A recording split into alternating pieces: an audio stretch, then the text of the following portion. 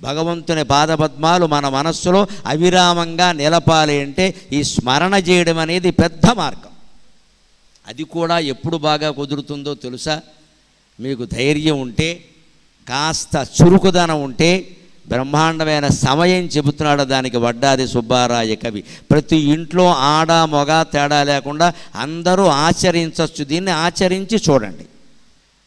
ఆ ధ్యానం చేయడానికి తగిన సమయం ఎప్పుడయ్యా?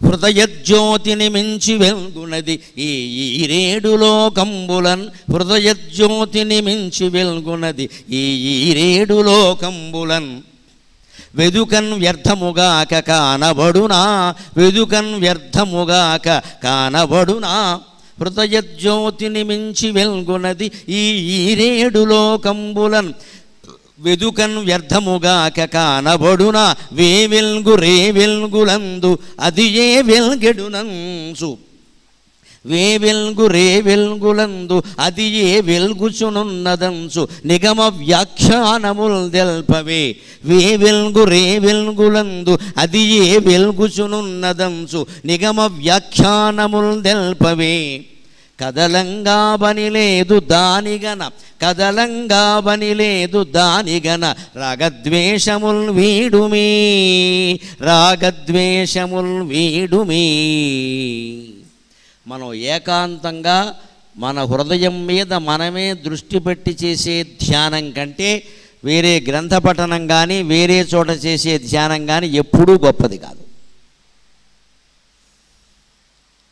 అంచేత హృదయం ఎప్పుడూ పక్కకి వెళ్లకుండా చూసుకోవాలి. హృదయ జ్యోతిని మించి వెలిగేటువంటిది ప్రపంచంలో ఎక్కడా లేదు.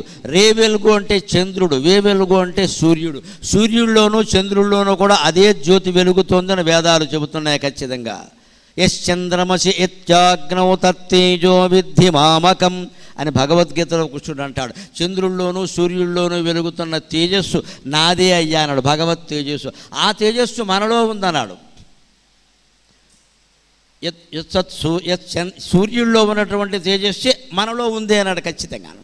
అస్మాల్లోకాత్ ప్రేత్య ఏతమన్నమయ ఏతమన్నమయమాత్మానముపసంక్రమ్య ఏతత్ ప్రాణమయమాత్మానముపసంక్రమ్య ఏతన్మనోమయమాత్మానముపసంక్రమ్య ఏతద్విజ్ఞానమయమాత్మానముపసంక్రమ్య ఏతదానందమయమాత్మానముపసంక్రమ్య యశ్చాసావాదిత్యే స యశ్చాయం పురుషే అని వేదం చెబుతోంది.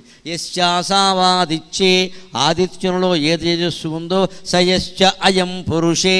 ఈ ప్రార్థన చేస్తున్న జీవుడు, పురుషుడు అంటే మగవాడు కాదు, ఆడా మొగ ఎవరైనా సరే, ఆడా మొగ కాని వాళ్ళైనా పర్వాలా, అంతా భగవత్ స్వరూపని. యశ్చాయం పురుషే యశ్చాసావాదిత్యే సయశ్చాయం పురుషే. ఆ ఆదిత్యంలో ఏది ఉందో ఈ మనిషిలో కూడా అదే ఉంది అన్నాడు. అంచేతను ఎప్పుడు ధ్యానం చేయాలి అంటే భక్త చింతామణి కవి చెబుతున్నాడు, నడురే ప్రార్థింతు మోక్షార్థినై, నడురే ప్రార్థింతు మోక్షార్థినై, ఇది సమ్మర్దము సద్దులేని అదునంచు ఏన్ భక్త చింతామణి. హృదయం నెమ్మదిగా ఉండాలి అంటే అర్ధరాత్రిని మించిన సమయం లేదండి. అర్ధరాత్రి ధ్యానం చేయడాన్ని అభ్యాసం చేయొచ్చు, కాకపోతే ఒక్కటి చేయండి.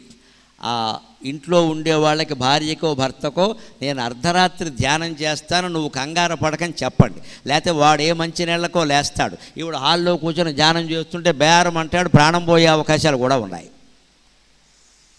ఈ అభ్యాసాలు చేయొచ్చు. నిజానికి మనకి ప్రశాంతమైన సమయం ముఖ్యమండి. మన ఇంటిని మించినటువంటి వైకుంఠం కానీ కైలాసం కానీ ఎక్కడా లేదు. కానీ చెప్పాలి. నేను చెప్పగానే ఆడవాళ్ళ కంటే ముందు మగవాళ్ళకి వస్తుంది పట్టుదల, నాకు తెలుసు. అందుకే భార్యలకు చెప్పండి, ఎందుకైనా మంచిది.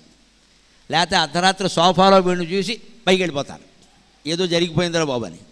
నేను చేస్తాను, నువ్వేం అనుకోకని చెప్పండి. బాగా బిల్డప్ కోసం చెప్పకండి. మళ్ళీ ఈయన 1 గంటకు కూడా ధ్యానం చేస్తాడని గొప్ప చెప్పడానికి కాదు, ఇక్కడ నిజంగా చేస్తేనే చెప్పండి. ఖచ్చితంగా అలారం పెట్టుకోవాలి, లేవాలి. అది ఎవరికి, ఇతరులకు తెలవాల్సిన పనులు స్లోగా పెట్టుకోవాలి. మనకు తెలుసుగా, దీనికి ఏదో అలారం కాకుండా ఏవో ఇదేమిటి వైబ్రేషన్ అంటారుగా, ఆ వైబ్రేషన్ పెట్టుకోండి, ఏదో చేయండి. మొత్తం మీద 1 గంటకు లేవండి, 1:30 వరకు మళ్ళీ అలారం పెట్టుకోండి. మీ ఇంట్లోనే పడుకునే గదిలో కాకుండా హాల్లో కూర్చోండి, ఫ్యాన్ శుభ్రంగా వేసేయండి, మళ్ళీ ఒక్క వస్తువు చేయక్కల వేసేయండి, కూర్చోండి, కళ్ళు మూసుకోండి. అదే చెప్తారు ఇక్కడ, మొగిడ్చి వెలి కన్నుల్ నిన్ను లోగంట, మొగిడ్చి వెలి కన్నుల్ నిన్ను లోగంట, అన్నొన్నుదుటన్ హస్తములుంచి. ఆ కూర్చున్న చోటనే భగవంతుడి మీద మనస్సు పెట్టి నుదుటి మీద హస్తాలు పెట్టాలి ఇలాగ. అంతే, పరమేశ్వర నువ్వే దిక్కు, నాకు ఇంకేం అక్కర్లేదు, ఇక్కడ ఈ క్షణంలో నన్ను తీసుకెళ్ళిపోయినా నాకేం అభ్యంతరం లేదు. అంత తెగింపు ఉంటే దైవ దర్శనం జరుగుతుందండి. అవ్వా కావాలి బొవ్వా కావాలన్నట్లు సామాన్యమైన అభ్యాసాలు చేస్తే దొరకడండి దేవుడు. రామకృష్ణ పరమహంస చెబుతాడు, రామకృష్ణ బోధామృతం అని ఒక 1100 పైగా వచనాలు ఉంటాయి, రామకృష్ణ మఠం వారు వేశారు, చదవండి. అందులో 591వ వచనం సరిగ్గా నెంబర్ చెబుతున్నా. అందులో విచిత్రమైన మాట ఉంటుంది, ఏమిటంటే నిరంతరం ఎవడి మనస్సు భగవన్నామంలో రమిస్తూ ఉంటుందో వాడికి ఈశ్వర సాక్షాత్కారం అవుతుంది, వేరే సాధనలేవి అవసరం లేదు, అన్ని సందేహాలు విచ్ఛిన్నమైపోతాయి అని రామకృష్ణ పరమహంస చెప్పాడమ్మా. ఆ సాధన ఎలా చెయ్యాలి? మనం ఏదో పని చేసుకుంటూ చేస్తాం పగలు కూడా, కానీ అది సరిపోదు, చాలా పెద్ద అభ్యాసం ఇది. దానికోసం ప్రత్యేక సమయం ఉండాలి. అర్ధరాత్రి అయితే మంచిది, ఎందుకంటే ఎవరు మాట్లాడరు, అందరూ పడుకుంటారు. దాన్నే భగవద్గీతలో ఏం చెప్పాడు, యస్యాం జాగ్రత్త భూతాని సా నిశా పశ్యతో మునేహి యా నిశా సర్వభూతానాం తస్యాం జాగ్రత్త సంయమి. ఇతర జీవులందరూ దేనిని రాత్రిగా భావిస్తారో ముని అయిన వాడు దాన్ని పగలగా భావిస్తాడు అన్నాడు. ఇతర జీవులందరూ దేన్ని పగలగా భావిస్తారో ముని అయిన వాడు దాన్ని రాత్రిగా భావిస్తాడు అన్నాడు. మనం యోగిగా మునిగా ధ్యానం బాగా చెయ్యాలి అంటే అందరూ పడుకున్నాక నిద్ర లేవాలి, ఒక చోట కూర్చోవాలి, ఇంట్లోనే ఎక్కడో సోఫా అయినా పర్వాలా, నేల అయినా పర్వాలా, కుర్చీ అయినా పర్వాలా, ఏమి ఇబ్బంది లేదు. ఇంకా పరమేశ్వరుడికే ఇలా మొత్తం నిటలమ్మందున ఘటించి ఈ నుదుటి మీద చేతులు బట్టి నువ్వే దిక్కు అని ఒక్క నమస్కారం చేయాలి. వెలి కన్నులు మోడ్చి కన్నులు మూసేయాలి, లైట్లు కూడా ఆర్పేయాలి.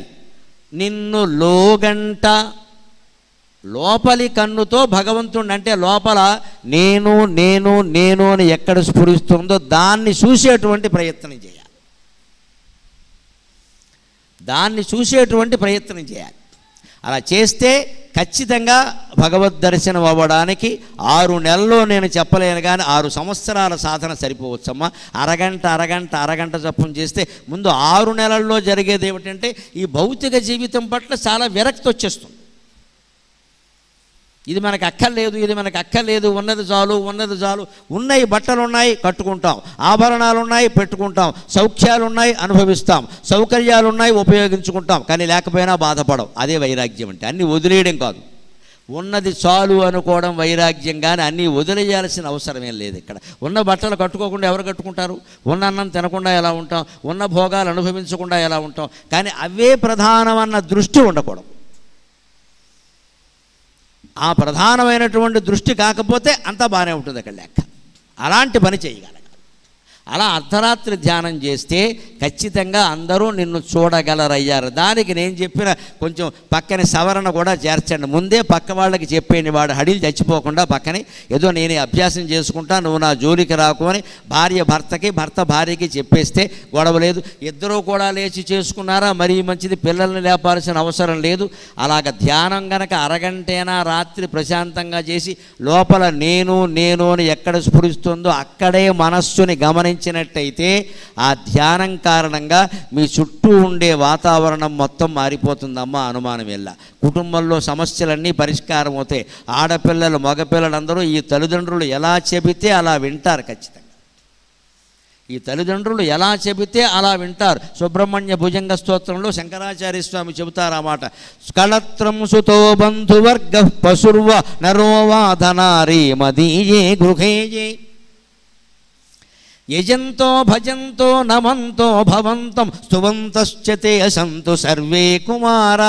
భార్య కానీ భర్త కానీ పిల్లలు కానీ పెద్దలు కానీ మా ఇంట్లో ఆడాళ్ళు మగాళ్ళు ఎవరు ఉన్నా సరే వాళ్ళందరూ నిన్ను పూజిస్తున్నారు, భజిస్తున్నారు, నీకు నమస్కారం చేస్తున్నారు. కారణం ఏమిటంటే నేనెప్పుడూ నీ ధ్యానంలోనే ఉన్నాను కాబట్టి అంటాడు ఆయన.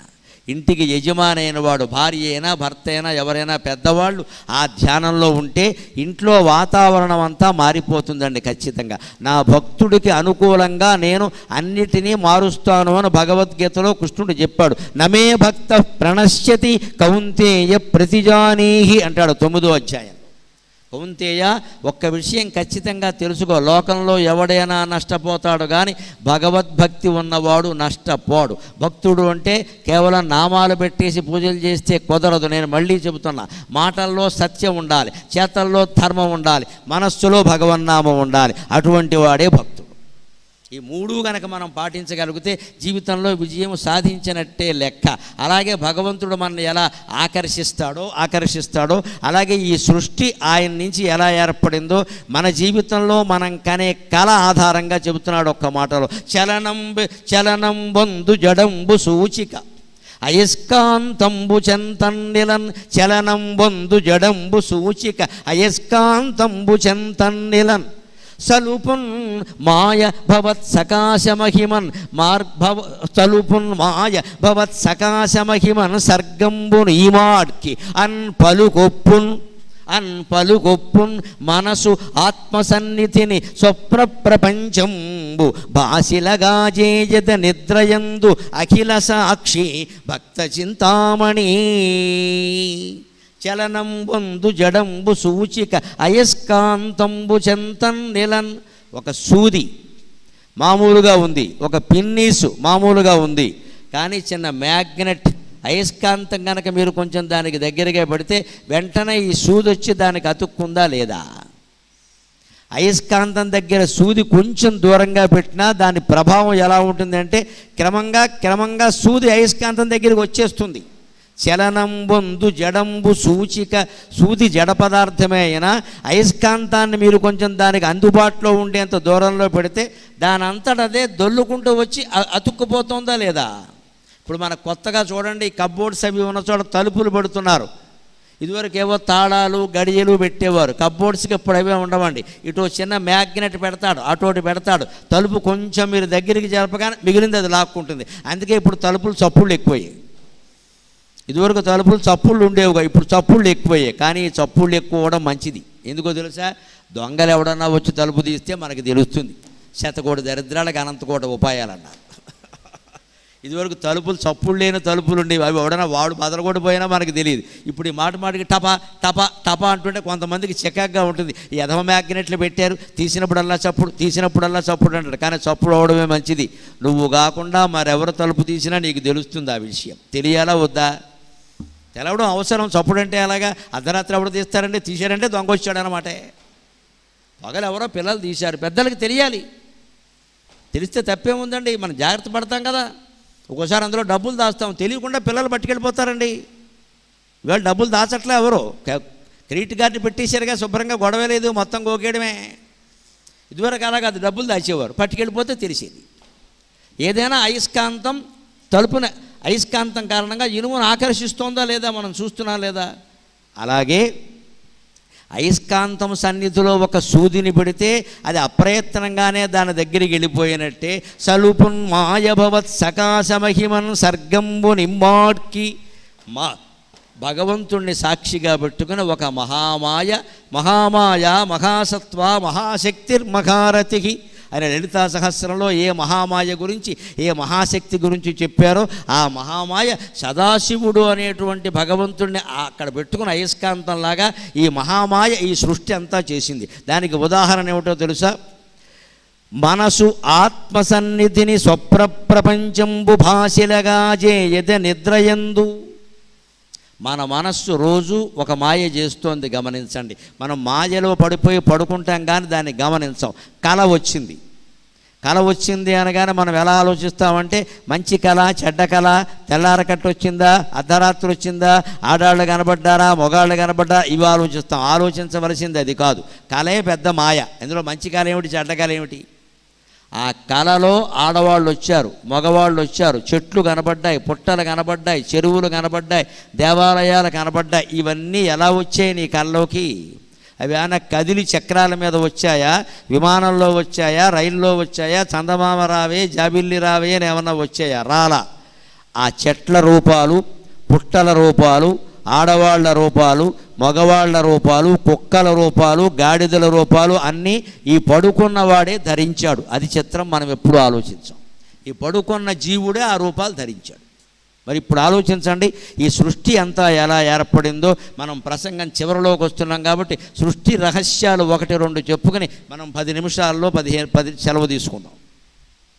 ఈ సృష్టి రహస్యం ఇది ఎలా ఏర్పడింది అంటే, మన కళ ఎలా ఏర్పడిందో సృష్టి అంతా అలాగే ఏర్పడింది.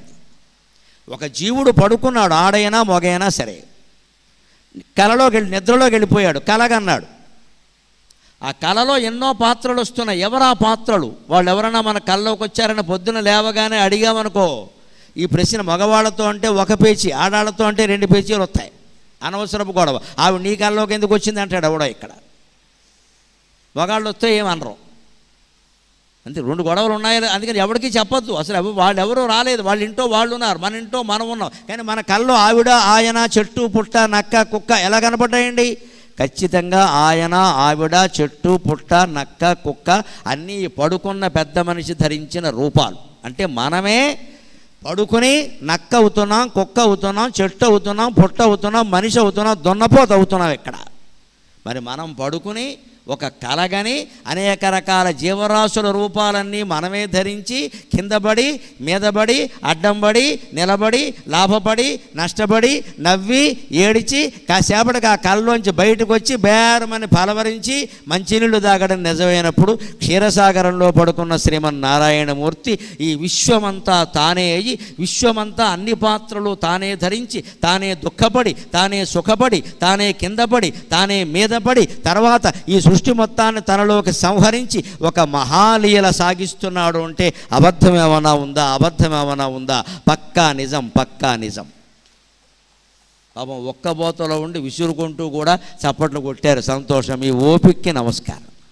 ఓ పక్క విసురుకోవాలి, ఓ పక్క చప్పట్లు కొట్టాలి. ఎలాగా మీరు అర్జునుడిలాగా సవ్యసాచులే 2 చేతులు ఉపయోగిస్తున్నారు. పాపం ఆసక్తి అంటే ఇది. ఇలాంటి ఆసక్తి కలిగిన వాళ్ళు ఉన్నారు కాబట్టే నారాయణి ఆస్థానం వాళ్ళు ఎప్పుడు పిలిచినా నేను రావడానికి సిద్ధంగా ఉన్నాను.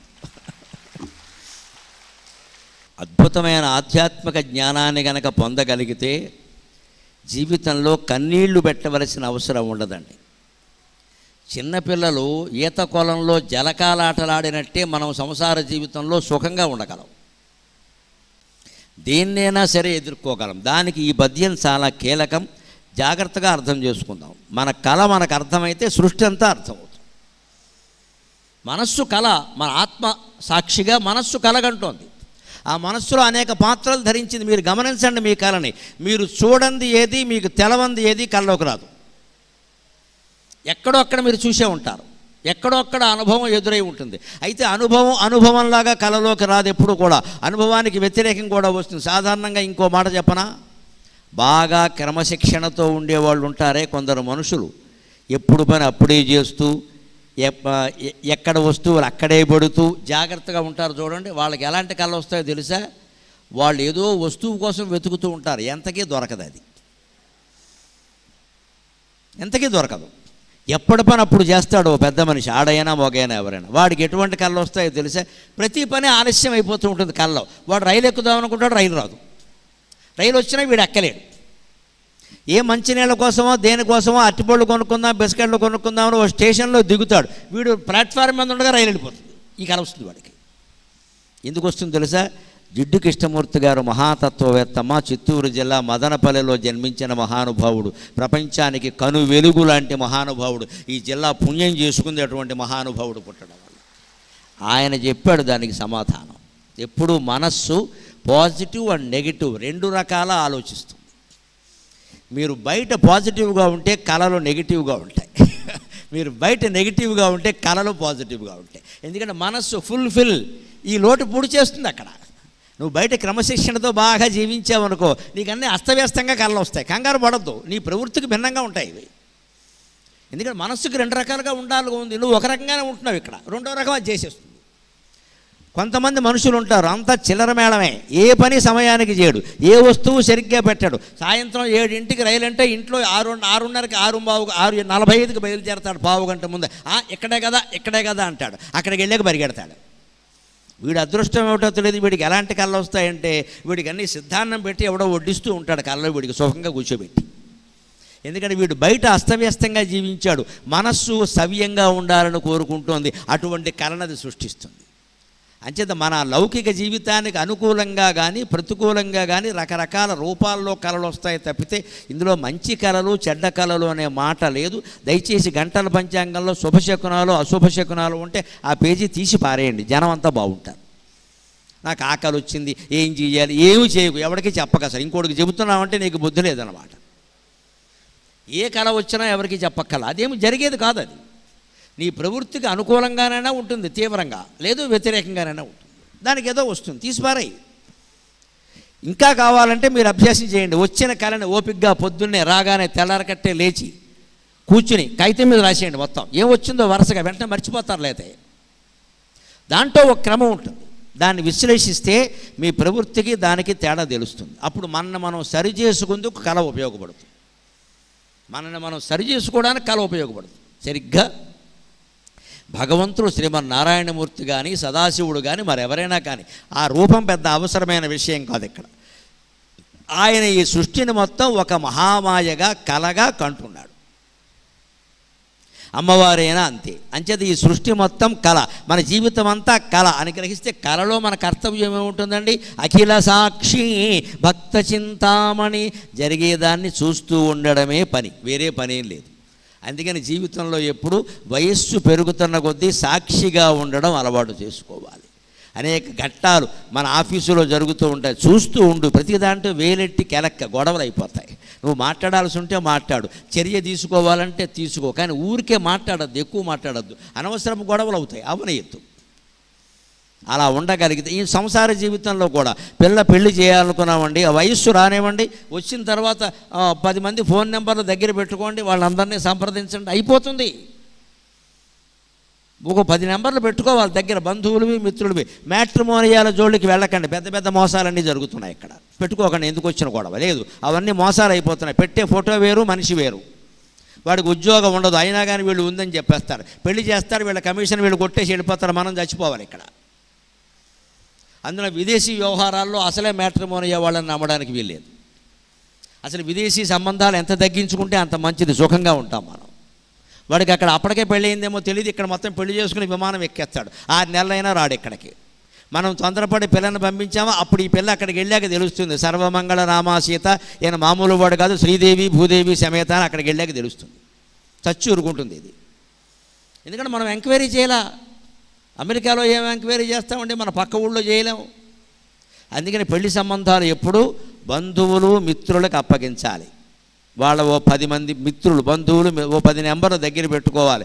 వాళ్ళని విసిగించకుండా 10 రోజులకు ఒకసారి ఫోన్ చేసి కాస్త ఏమైనా చూసావా అని అడుగుతూ ఉండాలి. వాళ్ళు కాస్త మంచి విచారణ చేస్తారు ఖచ్చితంగా. అందులో ఏదో మనకి నచ్చింది మనం చూసుకోవచ్చుండే, ముందు పిల్లకి పిల్లాడు నచ్చాలి, పిల్లాడికి పిల్ల నచ్చాలి. నచ్చడం విషయంలో పెద్దవాళ్ళు కల్పించుకోకూడదు, ఎప్పుడు వాళ్ళకి నచ్చితేనే చేయాలి, నచ్చకుండా చేస్తే ప్రమాదాలే. రూపం ఎంచుకునే హక్కు ప్రతి అమ్మాయికి ప్రతి అబ్బాయికి ఉందమ్మా, అందులో తల్లిదండ్రులు వేలు పెట్టడానికి వీల్లేదు, మన శాస్త్రమే చెప్పింది. మిగిలినవి ఆస్తి అంతస్తు ఉద్యోగం ఇలాంటివి పెద్దవాళ్ళు చూడాలి. ఆ అమ్మాయి చూసుకోవడం కంటే పెద్దవాళ్ళు చూడడమే మంచిది, వాళ్ళు నిష్పక్షపాతంగా చూస్తారు. అన్నీ బాగున్నా రూపం ఆ అమ్మాయికి నచ్చకపోతే మనం చేయకూడదు, గొడవలు అయిపోతాయి. అయిష్టంగా ఒప్పించకూడదు, బలవంతంగా నచ్చ చెప్పాలి. అవసరమైతే ఓ నెల సమయం తీసుకోవాలి. పెద్దవాళ్ళు ఓపిక పట్టాలి, పిల్లలు ఓపిక పట్టాలి. అప్పుడు ఈ 10 నెంబర్లు దగ్గర పెట్టుకుని అడుగుతూ ఉంటే 6 నెలలు కాకపోతే ఏడాదికైనా సంబంధం కుదురుతుందండి. ఉద్యోగమైనా అంతే, పేపర్లో పడుతూ ఉంటే ప్రకటనలు పెట్టండి, కోచింగ్ తీసుకోండి, పరీక్షలకు తయారవ్వండి. ఇది కాకపోతే ఇంకోటి వస్తుంది, 4 రాళ్ళు వేస్తే ఓ దానికైనా పండు కింద రాలుతుందండి. ప్రయత్నం చేయాలి కదా. ఈ ప్రయత్నాలన్నీ చెయ్యాలి అంటే ముందు ఈ జగత్తు మహామాయ, మన కర్తవ్యం ఏదో మనం చేస్తే చాలు, సాక్షిభూతంగా అని తెలుసుకుంటే చాలు. ఇంకొక విషయం చెప్పి మనం సెలవు తీసుకుందాం. ఆయన కూడా సెలవు తీసుకుంటున్నాడు. ఇంచుమించు చివరి పద్యాల్లో రాశాడు ఈ పద్యాన్ని. ఇవన్నీ సాధించడానికి భగవంతుడు మనకి ఇచ్చినటువంటి గొప్ప సాధనం ఈ శరీరం. దాన్ని ఎప్పుడూ మనం అశ్రద్ధ చెయ్యకూడదు. దానికి ఇవ్వవలసిన ప్రాధాన్యం ఇవ్వాలి. ఎక్కువ ఇచ్చినా తప్పే, తక్కువ ఇచ్చినా తప్పే. శరీరాన్ని పట్టించుకోకుండా వదిలేసినా తప్పే, అనారోగ్యాల పాలైపోతుంది. నువ్వు అతిగా పట్టించిన రోజు కనుబొమ్మల సైతం దిద్దేసి పెదవులకేమో లిప్స్టిక్ పూసేసి ఒళ్ళంతా ఏదోటి పూసావో రోగాల ముందే వచ్చేస్తాయి. దాన్ని అతిగా పట్టించుకోవడం అంటారు. శరీరాన్ని ఆరోగ్యంగా ఉంచడం అవసరం, అందంగా ఉంచడం అవసరం కాదండి. శరీరం ఆరోగ్యంగా ఉండడం అవసరం, అందంగా ఉండడం అంత అవసరం కాదండి. అందానికి ప్రాధాన్యం ఇస్తున్నారు, ఇవాళ ఆరోగ్యం పాడైపోయింది. శరీరం ఆరోగ్యంగా ఉండాలి. ఎందుకు ఉండాలి? ఇక మందున్ పరమందు సౌఖ్యములకై ఎంతో, ఇక మందున్ పరమందు సౌఖ్యములకై ఏర్పాట్లతో, ఇక మందున్ పరమందు సౌఖ్యములకై ఏర్పాట్లతో అత్యనుగ్రహ బుద్ధిన్ పరమేశ, అత్యనుగ్రహ బుద్ధిన్ పరమేశ అద్భుతపు నిర్మాణంబు గావించి, అద్భుతపు నిర్మాణంబు గావించి ఈ మహనీయంబగు ధర్మ సాధనము మై మాకిచ్చితి, ఈ మహనీయంబగు ధర్మ సాధనము మై మాకిచ్చితి ఇద్దాన నన్ను నన్ను ఇద్దాన అన్వకము అర్హక్రియలుంబొనర్చు, అర్హక్రియలింబొనర్చు మతి నిమ్మ భక్త చింతామణి. ఇద్దాన అన్వకము అర్హక్రియలంబొనర్చు మతి నిమ్మ భక్త చింతామణి అని భగవంతుణ్ణి చివరిగా కోరవలసిన కోరిక చెప్పి కవిగారు సెలవు తీసుకుంటున్నాడు. ఇక మందున్ పరమందు సౌఖ్యములకై ఏర్పాట్లతో, ఇహలోక సుఖం పొందాలన్నా పరలోక సుఖం పొందాలన్నా కూడా శరీరం అవసరమే. ఈ లోకంలో సుఖంగా ఉండాలంటే ముందు శరీరారోగ్యం ముఖ్యమా కాదా? ఆరోగ్యమే మహాభాగ్యం అన్నారు. ఇవాళ కోట్లు మూలుగుతున్న వాళ్ళకి ఆరోగ్యం లేదండి. పొద్దున్న 16 బిళ్ళలు, సాయంత్రం 16 బిళ్ళలు మింగుతున్నారమ్మ, చాక్లెట్లు మింగినట్టే. ఇన్ని మింగినా బతుకుతామనే ధైర్యం లేదు ఎవరికి. ఒక్క పూట పొరపాటుని ఒక్క బిళ్ళ వేసుకోలేదు అంటే రాత్రి తేడా వచ్చేసింది అనమాట. ఇంకేన ఎన్ని వందల కోట్లు సంపాదిస్తే ఎవరికి కావాలండి ఇక్కడ ఆరోగ్యం లేనప్పుడు? అందుకే సామెత చెబుతారు తెలుగులో, మరమరాలు ఒక్కోడికి వజ్రాలు కొనుక్కోగలిగే స్తోమత ఉంటుందట, వాడు తింటే మరమరాలు కూడా అరగవుట. ఇంకోటికి మరమరాలు కొనుక్కోగలిగే స్తోమత కూడా ఉండదుట, వాడు వజ్రాలు తిన్నా అరుగుతాయట. అంతే, వాడి కర్మ వీడు అదృష్టం అను. ఒక రకంగా ఇద్దరికీ కర్మే. వజ్రాలు కొనుక్కోగలిగే అర్హత ఉంటుంది ఒక పెద్ద వ్యాపారస్తుడికి, వాడు మరమరాలు తిన్నా అరగవు, పొట్ట పట్టదో. నీ వజ్రాలు దేనికి? వేళకెట్టు కూర్చోవాలి. అప్పుడు కూడా భయమే, ఎవరు పట్టుకుపోతారో. పట్టుకుపోయేవాడు ఉంగరం పట్టుకుపోతే పర్వాలా, వేలు కోసేస్తే అది కూడా గొడవే. పేదవాడు ఉంటాడు, వాడికి వజ్రాలు తిన్నా అరుగుతాయండి. ఎక్కడ ఏ ఊరు వెళ్ళి ఏ తిండి తిన్నా అరుగుతుందండి. నేను ఈ కారు డ్రైవర్లను చూసి ఆశ్చర్యపోతానండి చాలాసార్లు. కారు డ్రైవర్లు చాలా చోట్ల ప్రయాణాలు చేస్తూ ఉంటాం కదా, మనకెక్కడో మంచివాడు మంచి వసతి చూస్తారు, భోజనాలు పెడతారు, మాకేం లోటు. ఆ డ్రైవర్ని చూస్తాను నేను, అతనికి డబ్బులు ఇస్తాం, ఏదో ఎక్కడ భోజనం చేయి. ఎక్కడ చేస్తాడు? ఏదో హోటల్లో చేయాలి అంతేగా. ఎవరు పెడతారు అతనికి? ఇప్పుడు హోటల్లో చేయాలి. ఇవాళ చిత్తూరు హోటలు, రేపు ఇంకొక కొత్తూరు హోటలు, ఇంకో చోట శ్రీకాకుళం హోటలు. ఎన్ని హోటల్స్లో తింటారండి? కానీ వాళ్ళకి అరుగుతుందమ్మా. నేను కొంతమంది డ్రైవర్ని ప్రశ్నించాను, ఏమయ్యా ఎక్కడ పడితే అక్కడ తింటున్నాను, నీకు అరుగుతుందా అంటే, అలా అలవాటు పడ్డామని లేకపోతే బతకగలవా అన్నాడమ్మా. అదే జీవన రహస్యం, అదే జీవన రహస్యం. అలవాటు పడాలి. ఆయన అలవాటు పడ్డాడు అంటే వజ్రాలు తిన్నా ఆయనకు అరుగుతుంది. కానీ ఆయన పరిస్థితి ఏంటంటే యజమాని ఇస్తే తప్ప మరమరాలు కూడా కొనుక్కోలేడు. ఆ డ్రైవర్గా జీవితాంతం అలా ఉండాల్సిందే. అందుకే మనం ఎప్పుడూ కార్లు ఉన్నవాళ్ళు ముఖ్యంగా ఒక్క మాట గుర్తుపెట్టుకోవాలి, మనం దిగుతున్నాం, ఏదైనా పెళ్లి కడుతున్నామంటే ఖచ్చితంగా ఆ డ్రైవర్కి డబ్బులు ఇచ్చి భోజనం చేయమని చెప్పాలి. వాడి దారిని వాడిని వదిలేసి వెళ్ళిపోకూడదు, మహాపాపం అది. ఎందుకంటే నువ్వు ఎక్కడో పెళ్లి ఊరేగింపు కడతావు, శుభ్రంగా నీకు కావలసినవి ఏవో తింటావు, 3 గంటలు ఉంటే కానీ రావు. ఈ డ్రైవర్ ఇక్కడ మాడిపోతాడు, వాడి దగ్గర డబ్బులు లేవు, వాడు ఖర్చు పెట్టి తింటే నువ్వు మళ్ళీ ఇస్తావని ఏం గ్యారంటీ లేదు అక్కడ. మనం తినడానికి అడుగుతున్నాం కదా, వాడికి డబ్బులు ఇవ్వకుండా ఎలా పెడతామంటే అసలు మానవత్వమేనా? భోజనం అంటే కనీసం 150 రూపాయలు ఇవ్వాలి ఈ రోజుల్లో. టిఫిన్ అంటే 100 రూపాయలు ఇవ్వాలి. 50 రూపాయలకి టిఫిన్ రాదు ఇక్కడ. పైగా వాళ్ళు టీలు తాగుతారు, ఉండాలి. 100 రూపాయలు టిఫిను, భోజనం అంటే 150 ఇవ్వాలి ఖచ్చితంగా. మనం సంపాదించే సంపాదనలో ఇది పెద్ద విషయం కాదు ఇది. కానీ ఆ 150 వాడి చేతిలో పెట్టగానే డ్రైవరు పరమానంద పడతాడు, నమస్కారం పెడతాడు, మా యజమాని నన్ను పట్టించుకున్నాడు రా అంటాడు. అది మానవత్వం. అప్పుడే దైవం అన్ని కాపాడుతాడు. మన దగ్గర పనిచేసేవాళ్ళు, వాచ్మెన్లు, డ్రైవర్లు, క్లీనర్లు, పని మనుషులు, స్వీపర్లు, వాళ్ళ యోగక్షేమాలు చూడకపోతే మన ఆస్తులు ఉండవు, నాశనం అయిపోతాయి. అరుగుతోంది కదా, అదే లోకంలో సామెత. అందుకే ఈ దేహాన్ని మనం కాపాడుకోవాలి. ఎందుకు? ఇహలోక సౌఖ్యాలు పొందాలంటే ఆరోగ్యం ఉండాలి. అంతేకాదు పరలోక సౌఖ్యాలు, యజ్ఞాలు చేస్తే, యాగాలు చేస్తే, క్షేత్రాలు దర్శిస్తే, పుణ్యతీర్థాల్లో స్నానం చేస్తే, దాన ధర్మాలు చేస్తే స్వర్గం మొదలైన లోకాలు వస్తాయి, భోగాలు అనుభవిస్తారంటారు. ఈ పుణ్యాలన్నీ దేంతో చేయాలి? శరీరంతోనేగా. అంచేత శరీరం ఉండాలి. అంచేత పరలోక సౌఖ్యాలకు కూడా శరీరం ఉండాలి. అందుకోసం అద్భుతపు నిర్మాణంబు గావించి, నిజంగా శరీరం ఒక అద్భుతం.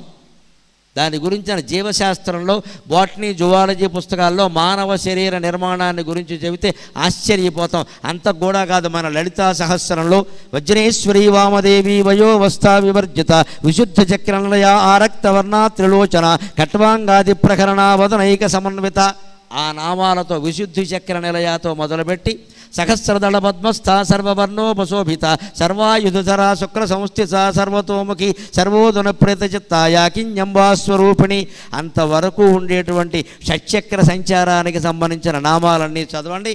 అందులో ఒకటి చర్మానికి, ఒకటి మాంసానికి, ఇంకోటి రక్తానికి, మూడవది కొవ్వుకి, ఐదవది ఎముకలకి, ఆరోది ఎముకల మధ్యలో ఉండే మధ్య మూలకకి, ఏడవది వీర్యానికి సంబంధించిన చక్రాలు, స్థానాలు. అదంతా ఎనాటమీ, శరీర నిర్మాణం. మీకు ఇంకా వివరంగా కావాలంటే నేను ఏబిఎన్ ఆంధ్రజ్యోతిలో 700 భాగాలు, మొత్తం 1000 నామాలు చెప్పాను పూర్తిగా. అందులో ఈ వర్ణనకు సంబంధించిన నామాలు చూడండి. ఆ ఎనాటమీ, శరీర నిర్మాణం అంతా ఉంటుంది.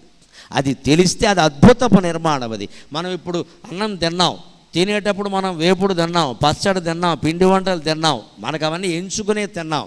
కానీ తినేసి పడుకున్నాం, లేచాక 3-4 గంటలకు మళ్ళీ ఆకలి అయింది అంటే ఇవన్నీ అరిగిపోయాయా లేదా? ఈ అరగడానికి మనం ఏమైనా ఏర్పాటు చేశామంటే ఓ బెళ్ళ కూడా వేలా పడుకున్నాం అంతే. కానీ లోపల ఈ కండరాలు, ఈ మాంసం, ఈ కొవ్వు, ఈ ఎముకలు, ఈ నరాలు, వీటితో మొత్తం నువ్వు ఏం తిన్నా అరిగే ఏర్పాటు చేసినటువంటి లలితా పరమేశ్వరికి ఏమిచ్చి రుణం తీర్చుకుంటామండి మనం? ఏమిచ్చి రుణం తీర్చుకుంటాం? భగవంతుడు చేసిన ఏర్పాటు కదా. మనకేమైనా తెలుసా? తినే ముందు తినాలా అక్కర్లేదా ఆలోచిస్తాం, అంతేనా? తిన్నాక లోపల ఎలా అరుగుతోందో మనం ఏమైనా ఆలోచించామా? 3-4 గంటలు కాకుండా మళ్ళీ రెడీ.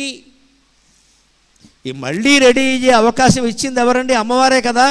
అదే అద్భుతపు నిర్మాణంబు గావించి, అంత అద్భుతమైన నిర్మాణాన్ని కేవలం తల్లిదండ్రుల శరీరాల సంపర్కం కారణంగా మనం పొందే అవకాశం ఇచ్చిందే అమ్మవారు. ఎంత గొప్పదండి ఆ ప్రక్రియ. అందుకే హిందూ ధర్మంలో కామవాంఛని కూడా నిందించరు. కామవాంఛ ధర్మం. ఎప్పుడంటే నీ భర్తతో మాత్రమే, నీ భార్యతో మాత్రమే, అప్పుడే ధర్మం. అది ధర్మంగా నడిస్తే కామవాంఛ కూడా యజ్ఞంతో సమానం అన్నారండి. ఖచ్చితంగా సంతాన యజ్ఞం అన్నారు దాన్ని, కామవాంఛ అనలేదు దాన్ని. అంత గొప్పగా గౌరవించారు. ఇది అవసరం, లేకపోతే పిల్లలు పుట్టరు, పిల్లలు పెరగరు. శరీరం ఏర్పడిందంటే కామవాంఛే కారణం అండి, లేకుండా ఎలా ఏర్పడుతుంది? దాన్ని కాపాడుకోవాలి, అందులో అనుమానం ఎలా.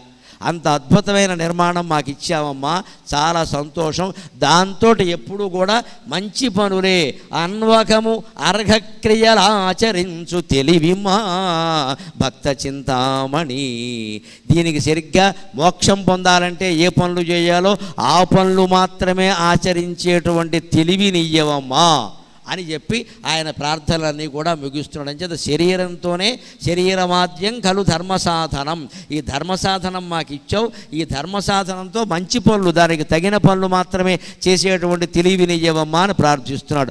ఆ ప్రార్థనతో మనం ఈ 3 రోజుల భక్త చింతామణి శతకానికి ముగింపు పలుకుతున్నాం. ముగిస్తూ నేను మిమ్మల్ని కోరేది ఒక్కటే మాట.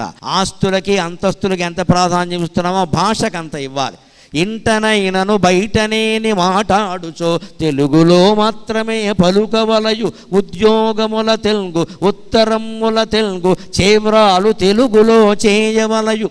మార్కుల కొరకునై మారు భాషలు మాని తెలుగు భాష పఠించి తీరవలయు.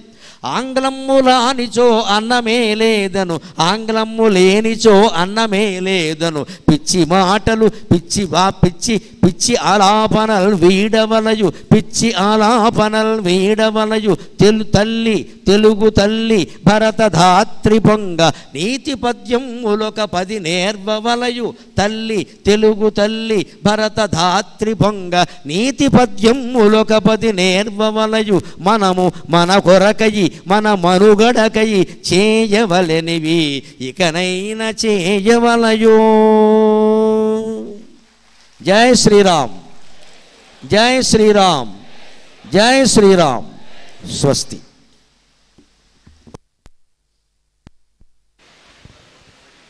దయచేసి ఒక 5 నిమిషాలు ఉండాల్సిందిగా ప్రార్థన. గురుగారు మంగళహారతి ఇచ్చిన తర్వాత వారికి ఒక చిరు సత్కారం ఉంటుంది.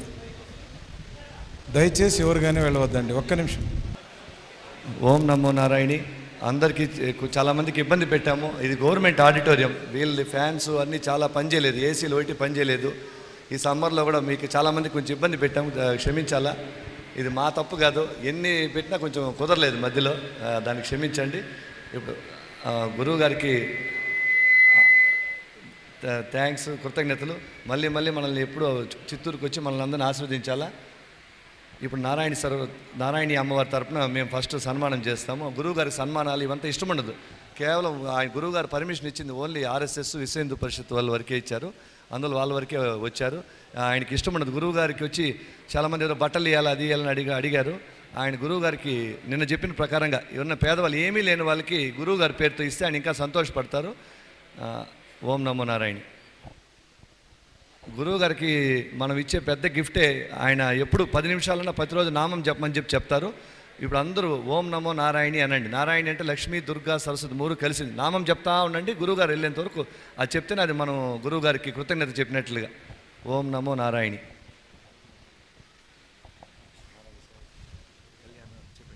నారాయణి సేవా సమితిచే గురువుగారికి చిరు సత్కారం. కళ్యాణ్, నరేష్, హరి గారులు, తర్వాత చిరంజీవి, జగదీష్ రెడ్డి గారు, కేవీఆర్ శ్రీనివాస్ గారు, వీరందరూ కూడా కలిసి గురువు గారిని సత్కరిస్తారు ఈరోజు.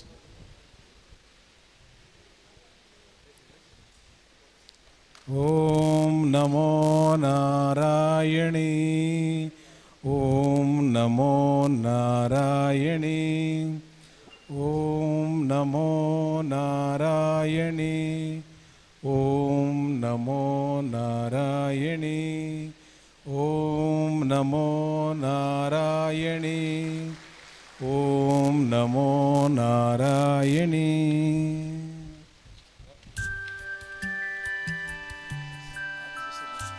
తర్వాత ఆర్ఎస్ఎస్ వారిచే గురువు గారికి చిన్న సత్కారం.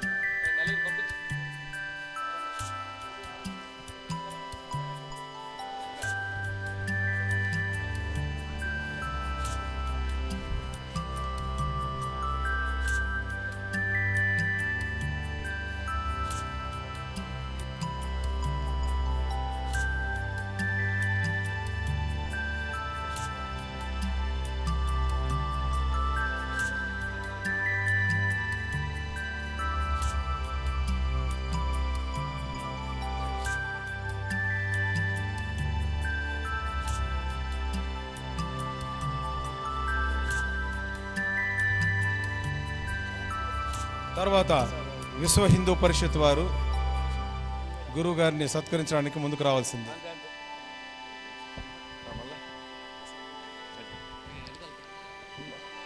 వచ్చండి.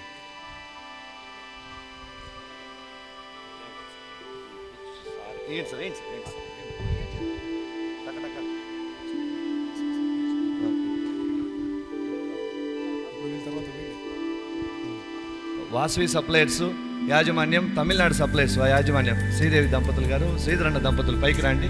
బాలాజీ ఆడియోస్, వాసవి సభ్యులు. పాపం ఈ ఫ్యాన్లు లేకుండా మా అన్న వల్ల కొంచెం ఫ్యాన్లు తిరిగింది. శ్రీధరన్నే మనకు హెల్ప్ చేసినారు. ఈ ఆడిటోరియం గోర్ వీళ్ళు ఏది పనిచేయలేదు. మా అన్నే మనకు అన్ని ఉండే ఫ్యాన్లను ఏదో కొంచెం మీ ప్రాణాలు కాపాడిందంటే ఈయన వల్ల. అందరూ ఈయనకి థ్యాంక్స్ చెప్పండి. వాలంటీర్స్, విజయం కాలేజ్ స్టూడెంట్స్ అందరూ పంపించి క్లియర్ చేసి స్టేజ్ క్లియర్ చేయండి, పంపించేయండి అందరూ. సన్మాన గ్రహీతలు ఎవరైతే అనౌన్స్ చేసాం వాళ్ళు మాత్రమే స్టేజ్ పైకి రావాలి.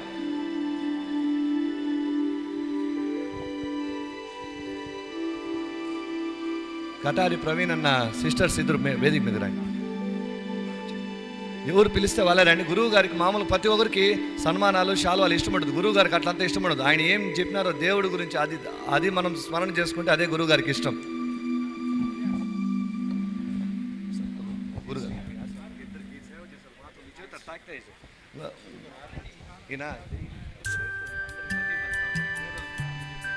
పార్థసారథి గారు ఆయన ఫ్రీగా ఉండేటప్పుడు పేదవాళ్ళందరికీ మజ్జిగలు సమర్పిస్తా సేవ చేస్తూ ఉంటారు. పార్థసారథి గారు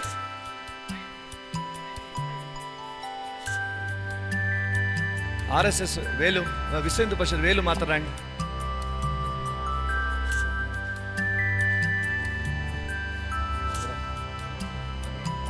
మీరు దయచేసి ఇక్కడ వేదిక మీద అందరూ క్లియర్ చేయాలా.